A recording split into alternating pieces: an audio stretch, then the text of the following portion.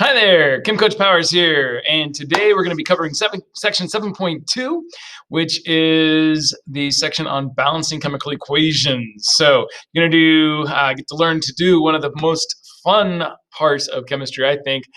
These are kind of like little number puzzles. If you guys like Sudoku and things like that, these are fun. So if you don't like it, you're still going to have fun because you're going to know something new that you didn't know before. It's going to be cool. All right, so let's go ahead and get to it. Our objectives here today are to balance chemical equations. We're also going to tell you a little bit about what those numbers mean and to describe to you what those numbers in front of the chemical formulas mean instead of just knowing what the numbers behind the chemical formulas mean. So first of all, let's describe a chemical reaction. What is a chemical equation? It's going to be this long list of numbers and letters, and it's a big description of a chemical reaction, the actual chemicals that are taking place, and the ratio in which they take place, okay? So we use symbols to represent the reaction and the relationship between the reactants and the products of that reaction. And so that's a chemical equation. There's a couple ways that we can describe chemical equations. One of them is a word equation. So you can see here, methane and oxygen yield carbon dioxide and water. That's one way we could describe it. You could also use a molecular model where you're showing the shapes of the different atoms. And you can see here's a methane molecule plus 2 oxygen molecules gives you a carbon dioxide molecule and 2 water molecules, right? Can you see what I'm talking about there? Trying to get my... Oh boy. And don't want that. I need to change my settings. Not what I needed right now. There we go. Okay, so sorry. So anyway, you can see here I've got a methane, 2 oxygens, we've got a carbon dioxide, and then 2 waters, right? So that's basically the same thing. It's just a little bit more descriptive with the pictures than the words because the words aren't showing you how many of each there are. Like here we have 2 oxygens, right? You could be saying something like, oh, there's 2 of those, there's 1 of those, there's 2 of those, and there's 1 of those. You could be describing how many of those there are as well. And that's part of what we're going to be doing when we do balancing equations. So in this case, you can see that this is a chemical equation at the bottom.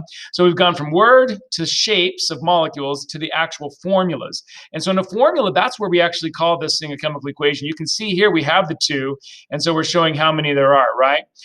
We have just 1 of them, we have the 2 over there. So we're showing coefficients. These numbers in front are actually called coefficients, okay? And you can change those numbers, but you can never change these little numbers down here, which are the subscripts, okay? So when you're balancing chemical equations, you're going to hear me say this later, you never want to change the subscripts. You only change the coefficients, okay? All right, let's move on. So I want to talk about mole ratios. Now, we've learned what a mole is, right? The mole is a big number that tells me how many atoms there are in a certain number of grams of something, for instance, right? So I can say there are in 12 grams of carbon, I've got a mole, 6.022 times 10 to the 23rd of a particular atom, right? And so how do these numbers that we're putting in equations, how do they relate to the moles? Well, the mole ratio is the ratio of how many atoms there are of this substance to how many atoms there are of this other substance. And that is actually described with the numbers that we're putting in front, okay? So the mole ratio is the relative number of moles of the different substances that's required to, have a particular amount of product given in a chemical reaction. And so we can see this here in this equation. So look here in this equation, I've got 2 magnesium atoms plus 1 oxygen molecule gives me 2 magnesium oxide ionic compounds. Now, that is the atom-to-atom comparison. But we can use those same numbers and we can compare with those same numbers in front that we used for atoms and molecules. We can use those now for moles. So I can say, hey, we have 2 moles of magnesium for every 1 mole of oxygen molecules gives me 2 moles of these magnesium oxide formula units. So my numbers in front become my mole ratios, right? They basically tell me, and that's the law of definite proportions. Remember, we learned about the law of definite proportions a while back, and that law of definite proportions basically says that every time you have, for instance, magnesium oxide, you're always going to have the same proportion of magnesiums to oxygen every time, no matter where you go, whether it be, on the moon or here on Earth. Magnesium oxide is always going to have the same proportion of the certain amounts of magnesium for certain amounts of oxygen. In this case, it's a 1-to-1 ratio, right? So you can see that the number of moles is easily taken from here, but the actual masses, those you have to get from the periodic table. So in order to get these masses, you'd have to go to the periodic table. And so if I wanted to know what's the overall mass, well, I'd have to say, well, let me look at the periodic table to see what my molar mass is, multiply it by my number of moles, and I'll get how many grams of, in this case, magnesium I have if I have 2 moles of magnesium. Okay, so the molecular model is down here. You've got these 2 magnesium atoms plus the oxygen atoms gives you the magnesium oxides. But you can look at the relationship of all these different things. A lot of different proportions, always going to be the same no matter where you go. All right. So if I look at this example with water, I have 2 water molecules, gives me 2 hydrogen molecules plus 1 oxygen molecule. So I can use that equation, which is balanced. Okay, I can look at how many hydrogens I have on this side. I have 4 hydrogens on this side. I have 4 hydrogens on this side, right? So 2 times 2. I've got 2 oxygens on this side, and I've got 2 oxygens on this side, 1 times 2. And I can look and I say, okay, this is a balanced equation. What's my ratio of atoms? And what's my ratio for my moles? And I can say, hey, the ratio of my different molecules in this case is 2 to 2 to 1. Okay, that's the mole ratio, and that's the equation for electrolysis of water, where I'm getting hydrogen gas and oxygen gas out of water when I shock it with the battery. I told you about that in the previous lecture. All right, so we can convert these mole ratios to masses, but only if we use the periodic table. Okay, so I can get relative masses. How much of this do I have of that? But if I'm wanting to actually get masses, I'm going to have to use the periodic table. But I can say, proportionally how much there is, a 2 to 2 to 1 ratio of these molecules.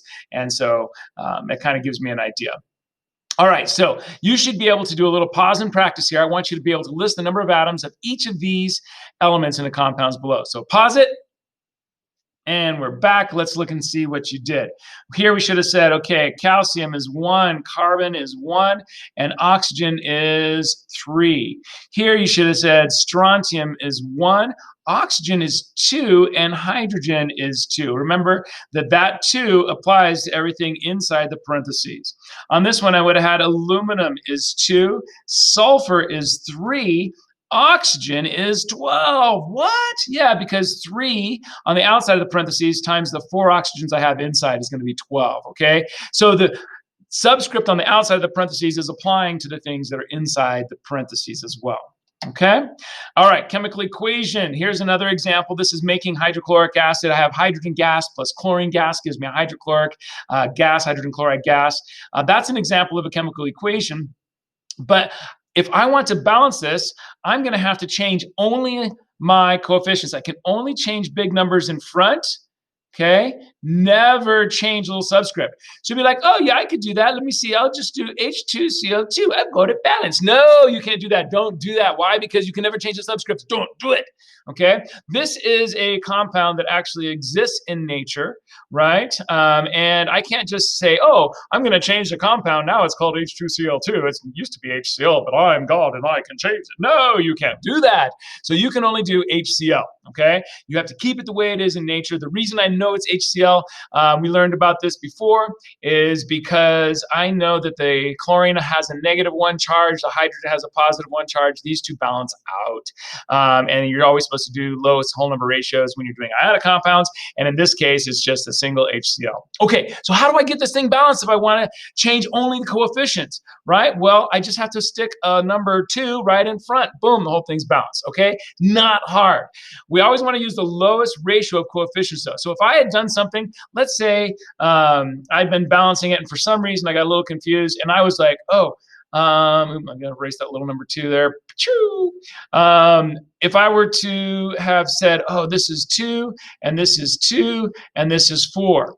Well, that's still balanced, but it's not the lowest whole number ratio. So make sure that your coefficients are in the lowest whole number ratio. If that's what I had done, I'd be like, oops, okay, yeah, that was balanced, but it's not quite right. Cross that out, that should be a 1. Cross that out, that should be a 1. Cross that out, that should be a 2 because they all are divisible by 2. Okay? So that's how we balance those. Now, how many atoms of each element are in this one? Now I want you to pause and practice again. And you're back. Let's see what you got. Now, see, I've got a coefficient in front of both of these, and now that coefficient is going to multiply through even more, right? So, okay, so what do I got here? I've got calcium, I have 2. My carbon, I have 2. And my oxygen, I have 6. Over here, my strontium, I have 3. My oxygen is now 2 times 3 is 6. And my hydrogen is 2 times 3 is 6. Okay, so that's what you should have had if you had done that, and I bet you got it right. All right, we already talked about these. We already showed you these. These are just the methane molecules. Now, I'm going to take you through step by step the rules for balancing equations. So, I mean, it's easy for me, and some of you guys are like, yeah, that was easy. I could figure it out already. But I just want to show you a couple of examples. The rules are simple. You just need to know these 3 rules. Make sure you write them down, not in your book, okay? Your book is going through a little bit more complicated. I'm making it simple. 3 easy rules. These are your balancing guidelines. Balance one element at a time. Some of them are tough, but you can do it if you follow this practice. If you accidentally unbalance an element, leave it alone. Don't worry about the fact that you just unbalanced something. You're going to get it in the next successive pass, okay? So you're going to make a pass. Okay, I balanced that one. I balanced carbon. Now I'm going to try to balance oxygen. Oh, no, I unbalanced carbon. It's okay. Okay, you just go back and do another successive pass. Eventually, you're going to get there and then reduce if you went overboard, okay? So let's look at this example. This is hydrogen gas plus oxygen gas gives us water. We have our reactants on the left, our products on the right. You see that the we've got the models of the shapes, and we've got the actual chemical symbols. So if I actually want to balance this, I have to say, okay, I've got 2 of those hydrogens, 1 of the oxygens, 2 of the waters. And so again, what I'm doing when I balance is I'm just showing you what actually works in nature. In nature, if I have hydrogen and oxygen reacting to make a big, balloon that blows up, all right, if I'm blowing up some hydrogen gas, I need 2 hydrogen molecules for every 1 oxygen molecule to give me 2 water molecules. I'm just describing what's happening in nature. Okay, I've got my symbols there. I've got my gas, my G's that are next to it. So I'm showing exactly what's necessary. Oh my goodness, this looks a little more complicated. It's okay. Let's follow our rules. Okay, our rules say to go through and start with one thing and balance that one thing. And if I mess up, let me just go through and make successive passes. So if you look at this, you're like, what do I want to balance? I've got 2 aluminums. I always just start with the first thing. Okay, and on the left, I've said 2 aluminums on the left. I only have 1 aluminum on the right. Let me start with aluminums. Okay, so let's go ahead and write them in. We see that that's not balanced. I'm going to say, this is my shape, okay, and I can see with a visual picture, and maybe you want to draw a visual picture. Some people like it, some people don't. I can see that there's only 1 aluminum over on this side, right? And visually, I can see that there's 2 aluminums on that side. I can see I have 3 oxygens here, but only 2 oxygens here. My carbons are okay. I'm actually balanced on my carbons, but the other stuff isn't balanced. So what I need to do is I need to put a 2 in front of my aluminum. Whoop, that's easy, right? I just had to balance my aluminum. So I throw a 2 in front of my aluminum, and now I'm balanced. Now, I'm balancing everything, but I'm balancing aluminum. So let's see if that affects anything else. Let's look at our picture. No, doesn't affect the other things, but my aluminums are balanced. Yay, I'm getting closer. Let's go to the next step. It says to make successive passes. What do I want to balance next? I could do my oxygens, or I could do my carbons are already done. So let's do oxygens. I have 3 oxygens over on the left side of the equation, on the reactant side, and I've got 2 oxygens on the product side. Now, when you want to balance things that have different numbers, you can just figure out what's our least common multiple. Oxygen 3, oxygen 2, what's the least common multiple of 2 and 3? 6. So I can just make something in the beginning that's going to give both of them 6. That makes sense, right? So let me put a 2 in front of this one. Says 2 times 3 is going to give me 6. And let me put a 3 in front of this one, since 3 times 2 is going to give me 6, right? So now my oxygens are balanced. Hooray! Am I done? Let's check to see if everything is working. I look at my, oh my goodness, no! I've got 4 aluminums there, and now 2 aluminums there. I'm going to cry. I've got 1 copper here, 3 coppers there. It's horrible. It's not that bad. Remember, don't panic. Make successive passes. That's all we're going to do here. We're really close. Okay, it doesn't look like it. Looks like we went the wrong way, but we didn't. We're really close. Our oxygens are now balanced. We have 6 and 6. Now let's just make another successive pass, and let's see if we can balance our carbons or our aluminums. Let's look at carbon. Carbon now has 3 on the right side, on the product side, and only 1 on the reactant side. So let me put a 3 in front of carbon, and now my carbons are balanced. And now the only thing that's not balanced is my aluminum. So I've got 2 over here. And again, remember, this is kind of like a puzzle, right? So you just gotta figure it out, figure out what the pieces are working. I've got 2 aluminums there, and I've got 4 aluminums total over here. So let me just make sure that I've got 4 by changing that coefficient to a number 4, right? Ooh, that's a funky looking 4. 4. All right, so let's do that. If I change that 2 to a 4, oh, mamma mia, we did it very good. All right, we're done. We're balanced. That's how easy it is. That's how fun it is. Balancing reactions is awesome. You're going to love it. Okay, so now we have got a gazillion little practice ones for you to do. So I want you to pause and practice, and we're going to see how well you do. Don't cheat and just like, oh, I'm just going to watch the answer. No, pause and practice, because that's how you get good. Make mistakes. Try it. Hit your head against a brick wall. Bam, bam. That's how you get better. Try it now, and we'll come back, and you're back. Good job. Let's see how you did. Well, let's look at this. I've got 2 chlorines here, and I've only got 1 chlorine there. Let me throw a 2 in front of that. I'm done. That's how easy that one was, right? Oh, wait, no, you're not done. Wait, look, you've got 2 lithiums on this side and 1 lithium on that side. I guess I got to put a 2 in front of there. Again, this is not hard stuff. You just have to make successive passes. If you don't make successive passes, you don't double check your work to see if you're done at the end, you're going to be in trouble. All right, let's look at the next one. I can see that I have a 2 hydrogen there, and so I know I'm going to have to put a 2 in there to start. That gives me 2 chlorines, and I've got 2 chlorines. I've got 1 zinc and 1 zinc. Boom, I'm done. That was easy. Yes! All right, let's do the next one. C3H8. I think 3 Cs. I don't like 3 Cs. Let me go ahead and put a 3 over there so I can balance my Cs out. And now what does that do to my oxygens, my hydrogens? Let's see. Over here I have 8 hydrogens, and I've got 2 hydrogens. What if I put a 4 there? If I put a 4 there, I've got 8 hydrogens on both sides, right? Now, one of the things that I'll do a lot of times is I'll actually list these things out as I start. And so on each side, I'll just start with saying, okay, 3 carbons, 8 hydrogens. Over here, I had 2 hydrogens. Over here, I had 2 oxygens. And over here, I had 1, 2, 3 oxygens. Okay, so sometimes that's what I'll do. I'll just start it out that way so I can kind of track it as I go. And so if I did that first step and I did 3 carbons on that side, I'd be like, oh, okay, cross that out. Now I've got 3. Oh, but that changed my oxygens. 3 times 2 is 6 plus the 1 oxygen that I had. That would have made 7 oxygens. And I was like, oh, okay, that doesn't work. So let me try to balance my hydrogens is what I said next. And so I'm like, well, let me put a 4 in front of my hydrogen here. And that turned that into an 8. But when I did that, that changed my oxygens from 7 to 10. And I just kind of go through and I cross them out until I get to the right spot. And then I'm like, oh, well, how do I make this 2 oxygen 10? I just put a 5 in front of it. And so now you kind of, if you do it that way, you can kind of go step by step and see how each step is changing. That's the way I do it when I have a tough problem to balance. But sometimes you can just do it in your head and you're easy peasy, right? But that one's a little tougher, so you might need to do a little step by step. Did you get it right? Ooh, if you did, props to you. You're a superstar. Okay, got a couple more. And again, we want you to pause and practice. Now, this one here is kind of popping over to the other side. Let me see if I can change that and work my magic. Maybe I've got some magical powers here because I am powers, and so maybe if I use my magical powers, I can be powerful and I can get this thing to do what it's supposed to do.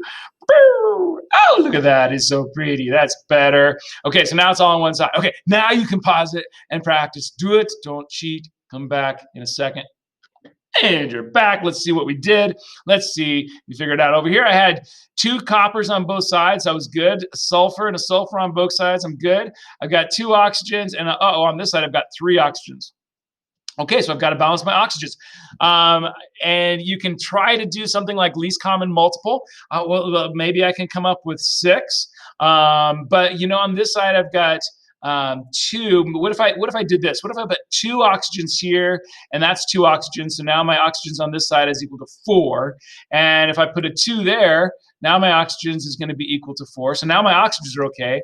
My coppers are at 2, and times 2 is 4. So my coppers on this side have now gotten to 4. My coppers on this side, ooh, they're at 2. What if I put a 2 there? Then what do I get? I've got 2. So my coppers on this side is now at 4. But that just changed my sulfurs. Now my sulfurs are at 2.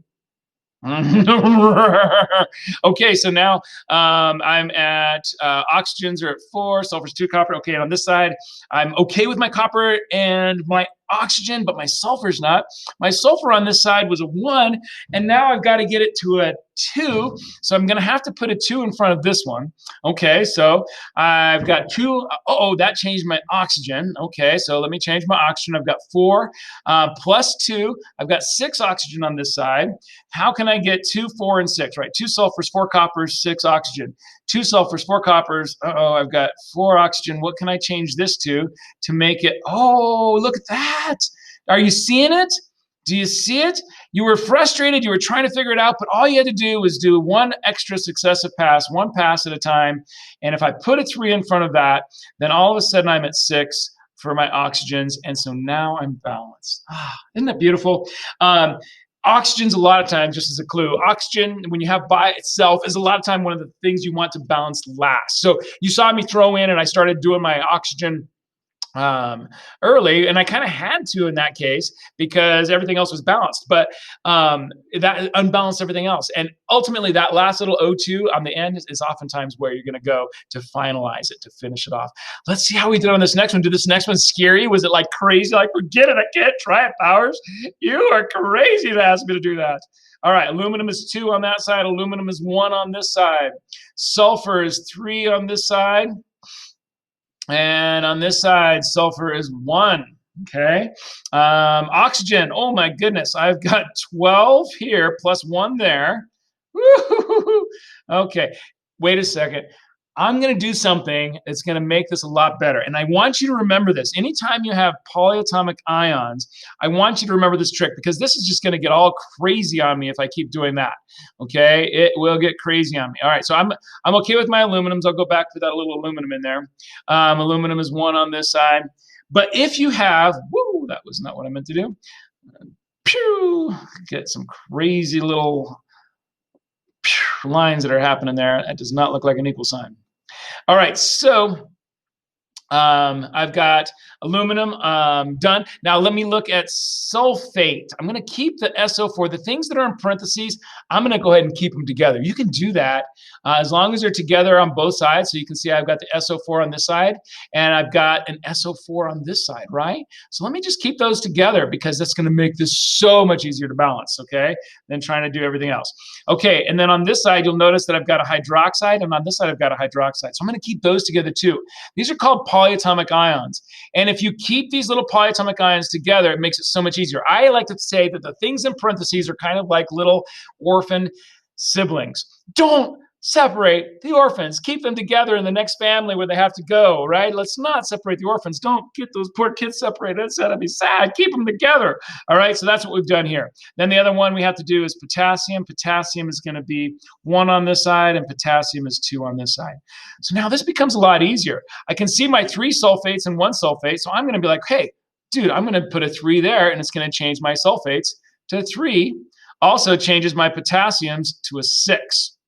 All right, I've got a hydroxide here, and I've got a hydroxide here, but I also have these aluminums, all right? The aluminum 2 here, and I've got 2 aluminum here. I'm going to do that aluminum. That's going to change that aluminum there, but that changes my hydroxides on this side to 6, which if I put a 6 in front of that, KOH, that changes the K and the OH to 6, 2, 3, 6, 6, 2, 3, 6, 6. Boom, drop the mic. You did it, didn't you? Maybe. About 5% of you did it. That one's kind of tough, but that's because you didn't know about the whole like polyatomic ion thing where you could keep the stuff together, right? And now that you know that, that's going to be an easy one. Yeah. Okay, let's see what we got. Oh my goodness, we have more practice. Look at all this practice we've got. Okay, now I'm not going to tell you the answers to these right now. You practice these on your own. And if you have the initiative, you want to find out if you're right, come and check with me and I'll let you know. Okay. I want to know if you're going to actually try this, do this on your own. So practice that one and those two, and practice those two and see how you do. Those aren't any harder than the ones that we've already done. Okay. You've already done the hardest ones. So you got this. You got this. You got it. You got it. Right. What? Yeah, I watch TikTok. I know it was a lot, and I know I talked at about 1,000 miles an hour, but some people actually say you should play these things faster because that way you get through them. And so I just talk that fast so you can get through it. If you want to put me on slow-mo and listen to it a little slower, you're welcome to. Can we balance chemical equations now? Yes, we're going to practice it in class. These are really important to practice, and so we're going to do some practice more in class. And you're going to have a lot of fun solving these little math problems. God bless you. Have an awesome day. Be kind to one another. That's the best way to make this world a better place. All right? See you later.